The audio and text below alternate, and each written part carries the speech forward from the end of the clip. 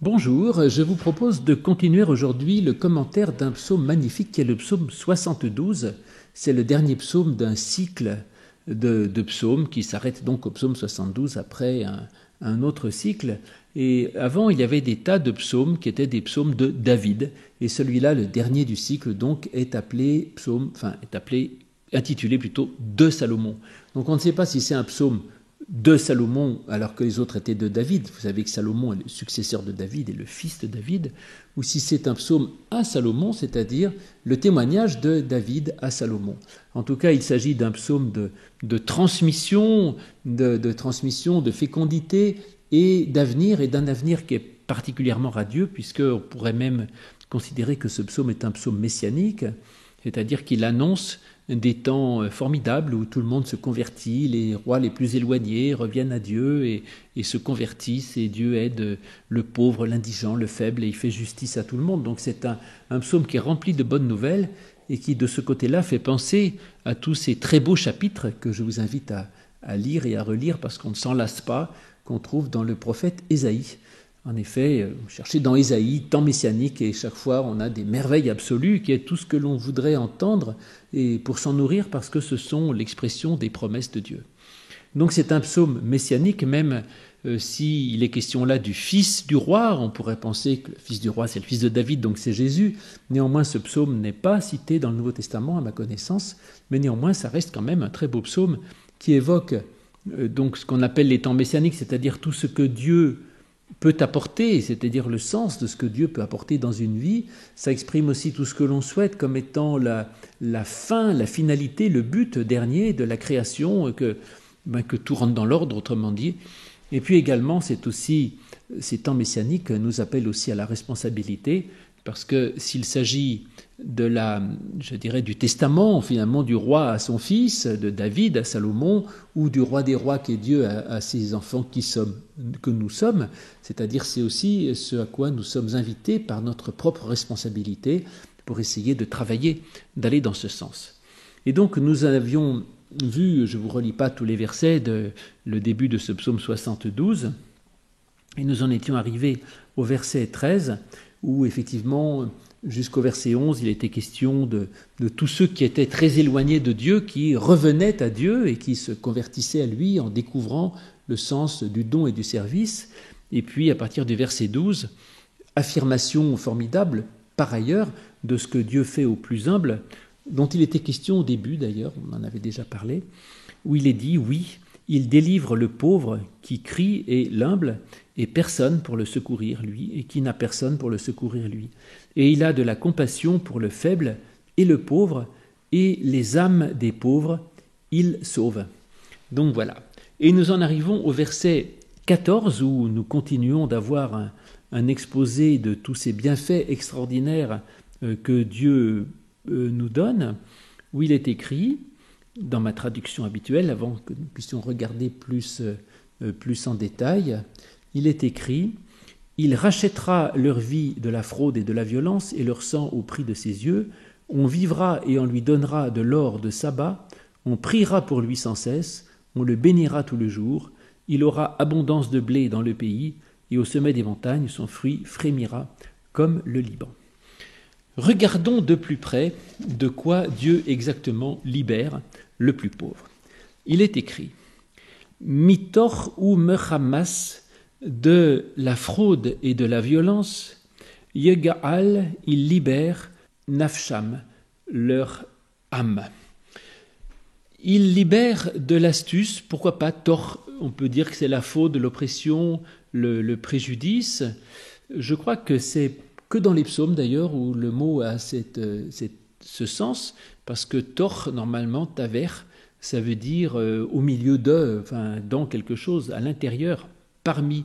Et donc, mitor, ça veut dire, effectivement, soit il libère de la violence, de la fraude ou de l'oppression, soit c'est depuis l'intérieur. Ou me Hamas. Alors, le Hamas, ça c'est un faux ami, encore que le Hamas n'a rien à voir avec le mouvement palestinien. Enfin, il a peut-être à voir. Hamas, en hébreu, c'est la violence, mais en fait, le mouvement palestinien s'appelle Hamas, non pas par rapport à l'hébreu violence, mais par rapport à un mot arabe qui veut dire je crois, la vigueur, enfin l'engagement et voilà. En tout cas, et puis c'est aussi un acronyme de je ne sais quoi. En tout cas, peut-être moyen mnémotechnique si vous considérez que le Hamas est un mouvement violent, ce que je crois qu'il est d'ailleurs. En tout cas, Hamas en hébreu, ça veut dire violent, c'est comme ça. Et donc, mitor ou me Hamas, de la fraude et de la violence, yigel nafsham, il rachète leur âme. Gaal, ça veut dire racheter. Ça, c'est un mot bien connu, ça a donné le mot Goël, le Goël qui est le libérateur, et c'est un terme biblique que l'on connaît bien. Alors, le mot racheter est important dans la Bible et il ne faut pas se tromper à son égard, parce que racheter, ça veut dire en fait libérer.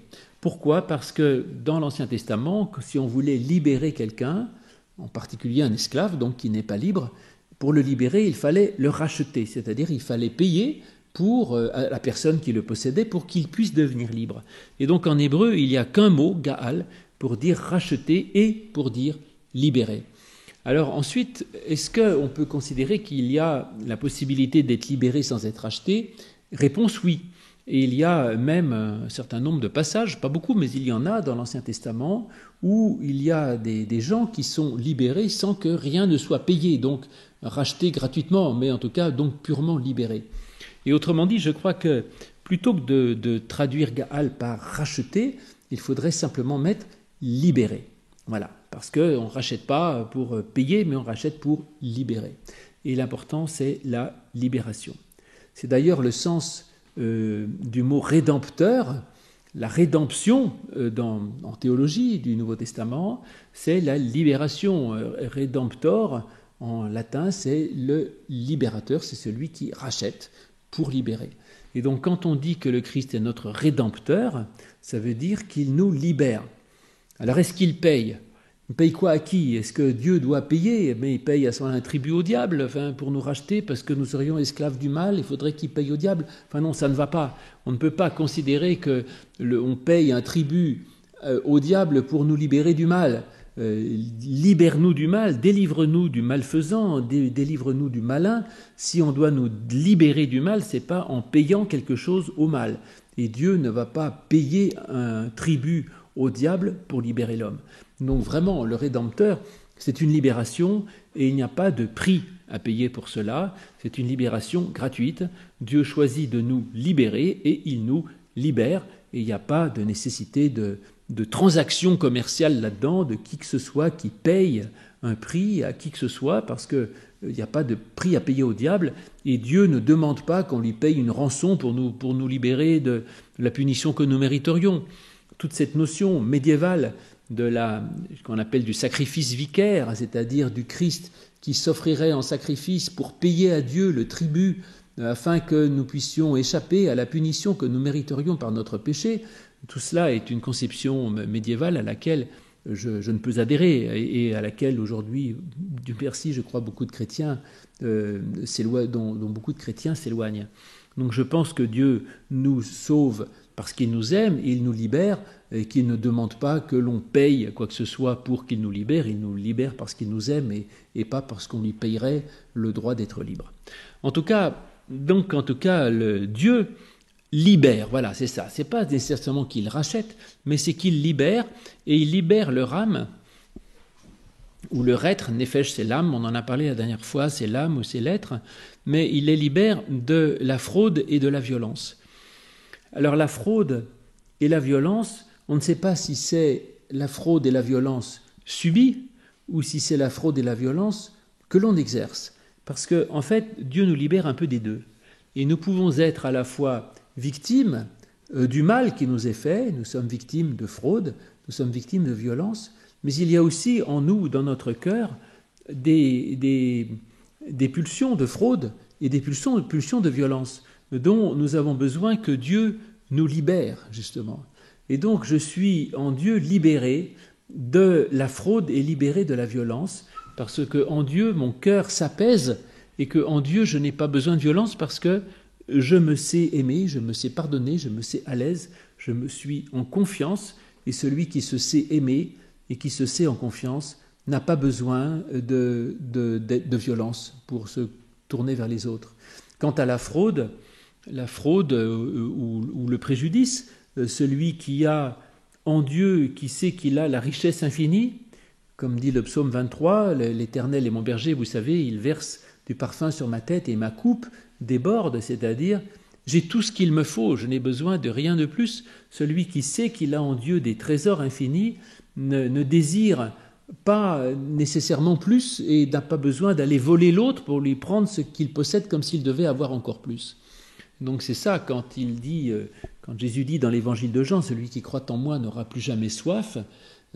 D'avoir soif de spiritualité, c'est une très bonne chose, mais il ne sera pas sans arrêt dans ce désir infini de posséder toujours plus et d'avoir tellement besoin d'augmenter sa possession et son pouvoir qu'on est prêt à prendre, à voler à l'autre, et pour essayer d'avoir du pouvoir, prêt à opprimer l'autre et à faire preuve de violence sur lui ou d'oppression, ce qui veut dire aussi tort. Voilà. Et du coup, pour ça que je vous disais que cette oppression et cette fraude, elles peuvent être subies, et on comprend que Dieu aide celui qui subit du mal, mais quand je vous disais que l'oppression, ça se dit tort, et que tort, normalement, ça désigne ce qui est à l'intérieur même, peut-être que cela nous indique au début de verset que ce dont Dieu nous libère, c'est ce qui est aussi à l'intérieur de nous-mêmes, et qu'il y a à l'intérieur de nous-mêmes de la fraude et de la violence dont nous avons besoin d'être libérés. Et à ce moment-là, ça libère notre âme, et rien n'est plus beau que de savoir que son âme est libérée, c'est-à-dire que du coup, l'âme qui est la puissance vitale, la source même de notre vie, quand elle est libérée et qu'elle n'est pas écrasée par une sorte de poids immense d'un désir infini et sans fin et sans limite, eh bien notre âme est libérée. Et si notre âme est libérée, eh bien elle peut susciter d'autant plus de vie en nous et développer la vie qui se trouve en nous. Donc voilà, de l'astuce, de la fraude et de la violence, il libère leur âme, et ensuite il continue. Veyekar, et il est précieux, damam, leur sang, be'einaiv, à ses yeux. Et leur sang est précieux à ses yeux. Dam, c'est le sang, c'est la vie, autrement dit, et que aux yeux de Dieu, eh bien, la vie, même du plus pauvre, est précieuse. C'est-à-dire que Dieu considère que la vie de chacun est précieuse. C'est pas évident, hein. Ça prouve qu'il y a une sorte de valorisation de l'être par Dieu, et quand on est en Dieu, on comprend que sa vie vaut quelque chose, alors que moi-même, je pourrais parfois penser que ma vie ne vaut rien, c'est-à-dire que ma vie, elle est... Je suis pas bon parce que je suis pécheur et je ne vaux rien et personne ne m'aime, mais je comprends par rapport à Dieu que ma vie, elle vaut quelque chose et qu'elle est précieuse aux yeux de Dieu. Voilà, c'est quand même une excellente nouvelle et je m'en réjouis. Voilà. Alors, nous continuons, effectivement, précieuse à ses yeux, au verset 15, « On vivra et on lui donnera de l'or de sabbat, on priera pour lui sans cesse, on le bénira tout le jour. » Donc là, c'est ce « on » qui apparaît effectivement assez étonnant, parce qu'on ne sait pas très bien qui est ce « on », enfin ce « il » inconnu, qui est peut-être Dieu et qui est peut-être aussi l'humain. Mais il est écrit au verset 15, « Viri ». Alors, « chai », ça veut dire vivre. Viri, ça veut dire « et il vit ». Ou il vivra. Enfin, vous savez, en hébreu, il n'y a pas de présent, passé, futur, mais c'est un accompli, inaccompli. Et donc, ri, c'est il vit et vivra. Donc, c'est aujourd'hui, il vit. C'est pas il vivra plus tard parce que demain on rase gratis. C'est et il vit parce que Dieu l'a sauvé. Voilà. Et il vivra encore. Et donc, et il vit. Veyitenlo.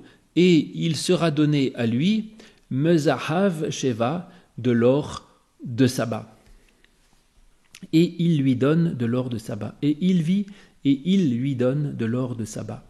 Ce « il », on ne sait pas qui c'est, vous disais-je, donc la plupart des traducteurs mettent « on », mais c'est « on », je ne sais pas, c'est « il », c'est Dieu, pour moi, c'est Dieu qui nous fait vivre, et c'est Dieu qui nous donne. Mais en même temps, si c'est Dieu qui donne, le premier « il », enfin, il faut être cohérent, dans le verset 15, il y a « il vit et il donne à lui de l'or de sabbat ». Donc il y a deux fois « il ». Alors il faudrait penser que les deux « il », c'est pas le même. Le premier, c'est le pécheur, enfin, ou le pauvre qui vit, et le deuxième, c'est Dieu qui donne, ou quelqu'un d'autre. Alors, cette difficulté est fréquente dans le psaume, dans les psaumes, où on ne sait jamais très bien qui est le sujet, mais quand il y a un flottement, c'est qu'il faut s'engouffrer dans la brèche et penser qu'on n'est pas forcé de trouver une solution unique. Parce que quand il y a écrit « Veyiri » et « il vit », ça peut être aussi, certes, le pauvre, mais Dieu lui-même. En fait, les deux vivent. Le pauvre vit parce que Dieu vit. Dieu est souvent déclaré dans l'Écriture comme le Dieu vivant. Voilà. C'est un Dieu vivant parce qu'il est source de vie. Et je vis parce que le Dieu dans lequel je crois est vivant. Ça revient à cette âme dont je parlais, qui est la source de la vie. Et donc, il vit, qui Dieu vit, et du coup, le pécheur, le pauvre vit, et moi, je vis. Donc, finalement, c'est parce qu'il y a une source de vie en Dieu que chacun peut vivre. Veyiten l'eau, et il lui donnera à lui Mizhav Sheva, de l'or de Saba. C'est-à-dire qu'il lui donne la richesse, cette richesse qu'au début on croyait qu'elle avait été perdue, puisque les rois de Saba, ils sont venus de Saba, et ils ont donné tous leurs trésors. Et bien finalement, celui qui a donné, il retrouve ce qu'il avait donné, en quelque sorte, et même cet or est très éloigné, il le retrouve. Mais Sheva, c'est aussi l'inconsistance, quelque chose qui est peu de choses, et l'or, c'est un or, ça peut aussi être un or spirituel, c'est-à-dire qu'il trouve une autre forme de richesse, pourrions-nous dire. Il trouve une autre forme il peut trouver une autre forme de richesse, c'est-à-dire les vrais trésors dans le ciel que les voleurs ne peuvent pas percer ou dérober. L'or de Saba, alors Sheva, ça veut dire Saba, certes, ça veut dire aussi 7, le nombre 7.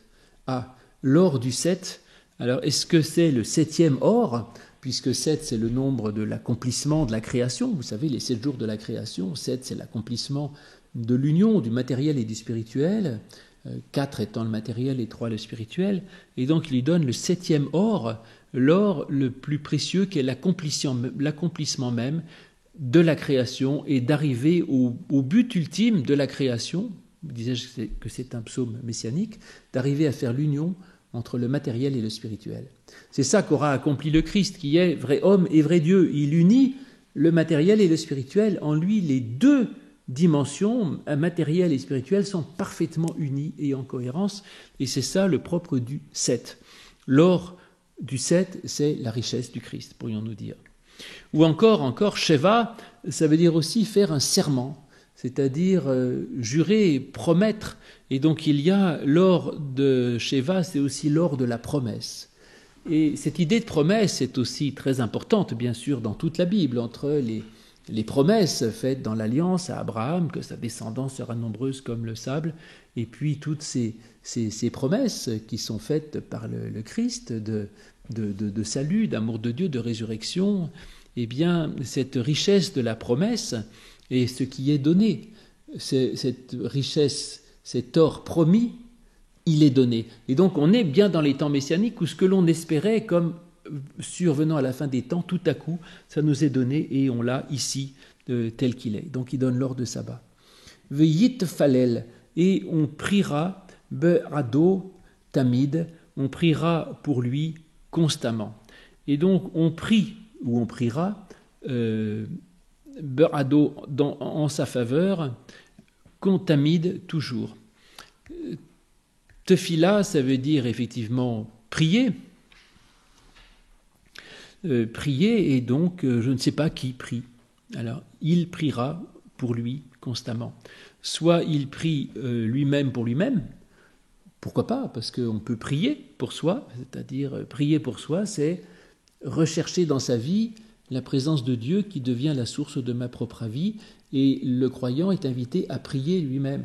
Alors quand il prie pour lui, c'est pas qu'il demande à Dieu un avantage, une sorte de favoritisme qu'il ne demanderait pas aux autres, mais prier, c'est se connecter avec la source de vie, c'est se connecter avec la source de vie qui est en Dieu pour justement constamment se rebrancher sur cette source de vie et se rebrancher sur celui qui est vivant. Donc c'est ça la prière, c'est pas une demande, c'est constamment se rebrancher sur Dieu lui-même. Ou alors il priera en sa faveur constamment. Qui prie? Est-ce que Dieu prie? Je ne sais pas. Enfin, sans arrêt, il a des vœux et des souhaits pour le croyant, certainement. Et puis, comme je vous disais, ce psaume concerne aussi le Christ qui prie pour ses disciples, on le voit dans la prière sacerdotale et d'autres endroits, et aussi le croyant qui lui est invité à prier constamment pour le plus pauvre et pour celui qui en a besoin. Donc il prie constamment en sa faveur. Kol hayom, tout le jour, yivarenehu, il le bénit. Tout le jour, il le bénit. Prier, bénir, c'est-à-dire dire du bien, la bénédiction, la beraka, la bénédiction, est une chose absolument essentielle. Alors, en latin, benedicere, c'est dire du bien, donc l'étymologie en latin fonctionne, elle est fausse en hébreu, hein. Bénir en hébreu ne veut pas dire du bien, mais en tout cas, en latin, c'est joli. Voilà, on dit du bien, dire du bien, c'est souhaiter du bien, et c'est penser du bien. Et la bénédiction, elle peut être dans un sens ou dans l'autre. L'homme bénit Dieu, bénit l'Éternel, ô mon âme, et l'Éternel bénit l'homme.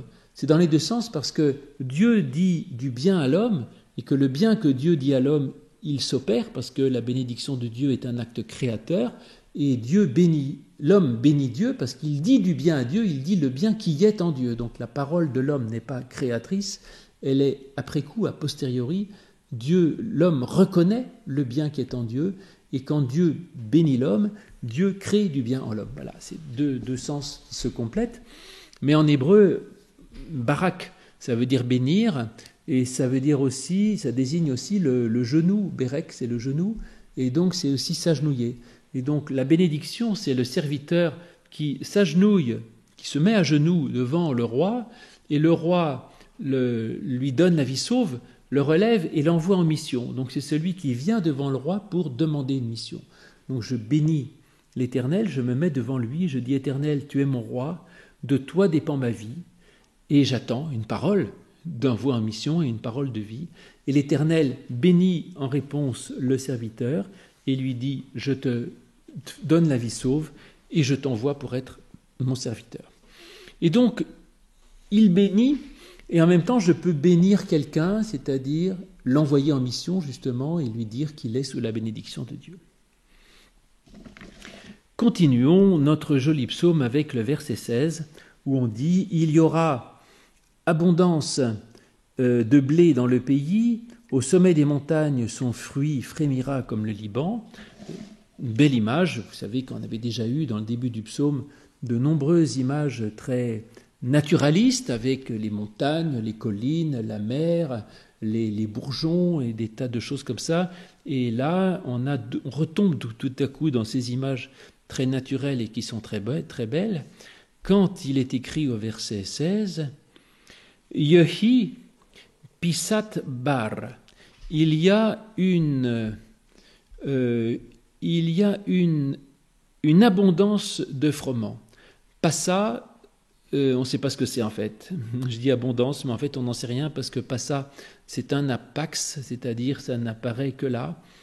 On a un mot qui ressemble un peu, passas, qui est un apax aussi, qu'on avait trouvé en psaume 12, verset 2, ça voulait dire s'évanouir, disparaître. Alors il y a une racine araméenne, pis, qui signifie l'abondance. Donc bon, pourquoi pas abondance? Pourquoi pas abondance, puisqu'on ne sait pas comment mettre. Donc yehi, il est passat bar, une abondance de blé, ba'aretz, dans le pays. Que soit une abondance de froment dans le pays. Voilà, ba'aretz, dans le pays. Qu'il soit une abondance de froment, c'est-à-dire de nourriture. Et dans le pays, on est là tout à coup, effectivement, dans une dimension qui revient plus matérielle. Tout à l'heure, on était dans des choses très spirituelles. Et là, on demande que même dans le pays, c'est-à-dire là où l'on habite, sur terre, il y ait cette abondance de froment, c'est-à-dire une nourriture qui permette de trouver la vie.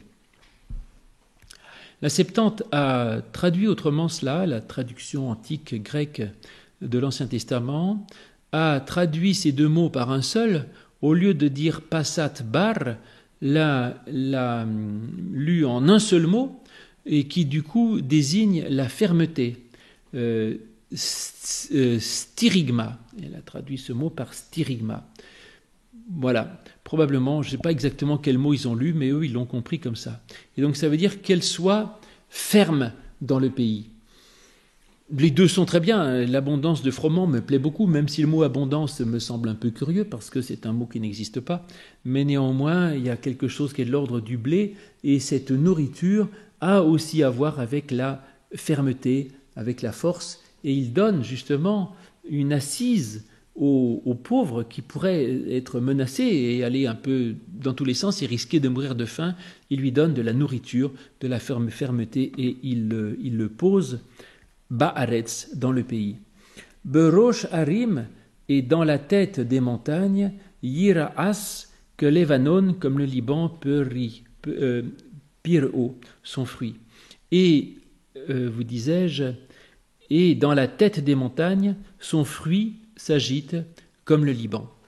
Ça, c'est une belle image, parce que la Rosh Harim, la tête des montagnes, les montagnes, c'est le lieu d'adoration de Dieu, le lieu où Dieu se révèle, n'est-ce pas? C'est le mont Sinaï où la parole de Dieu est donnée à Moïse dans les commandements, et la montagne, c'est le lieu aussi où l'on monte pour adorer Dieu, et donc la tête de la montagne, c'est le sommet de la montagne, lorsqu'on est justement au sommet de l'élévation spirituelle et qu'on se rapproche de Dieu. Eh bien, dans le sommet de la montagne, là s'agite Yir'ash, que le Vanon Pir'o, son fruit comme le Liban. Le fruit, c'est la fécondité, c'est que l'on peut donner et que justement l'être humain n'est pas condamné à ne vivre que pour lui et à être une branche morte, je dirais, dans le cours de la vie, mais il est au contraire invité à transmettre et à être un maillon, de donner la vie et de donner encore à d'autres pour qu'il y ait une succession de générations et de générations, comme c'était évoqué dans un verset précédent. Et c'est là, justement, au sommet de la montagne, que va se trouver la possibilité de donner du fruit qui s'agite, qui bouge, comme le sommet du Liban.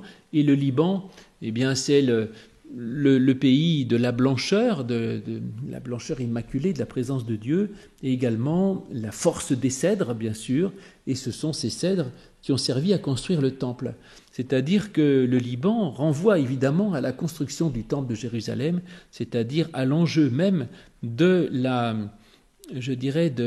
présence de Dieu et de la possibilité d'adorer Dieu. Et donc la vie spirituelle, elle est totalement accomplie dans le fait de se rapprocher de Dieu, de recevoir tous ces dons de Dieu dans la fidélité et de s'élever sur le sommet de la montagne. Et il y a encore d'autres bienfaits qui sont donnés, puisqu'il est dit « Veyatsitsu » et ils fleuriront, « Meir » depuis la ville, « Que Esev » comme l'herbe à Aretz, et ils fleuriront depuis la ville, comme l'herbe de la terre. Là arrive la question de la ville, Ir, c'est-à-dire de la vie ensemble, en communauté, de la communauté. Jusqu'à présent, les gens étaient très solitaires dans ce psaume, et là, tout à coup, ils vivent ensemble. Donc, il y a une incarnation, le fidèle est invité à vivre sur la terre, à avoir du blé, à continuer à s'élever sur la montagne pour adorer Dieu, à avoir cette fécondité, et à pouvoir d'obtenir cela dans la ville, c'est-à-dire avec les autres, dans une communauté, et de fleurir, ce qui est à la fois beau et une promesse de fructification, et cela comme l'herbe de la terre, que Eshev Haaretz, c'est-à-dire comme justement ce qui surgit de la terre, qui donne une source de vie. Nous continuerons les bienfaits et nous finirons, j'espère, ce psaume 72 la prochaine fois, et vous verrez que la conclusion en est tout à fait magnifique. Je vous donne donc rendez-vous à très bientôt. Au revoir.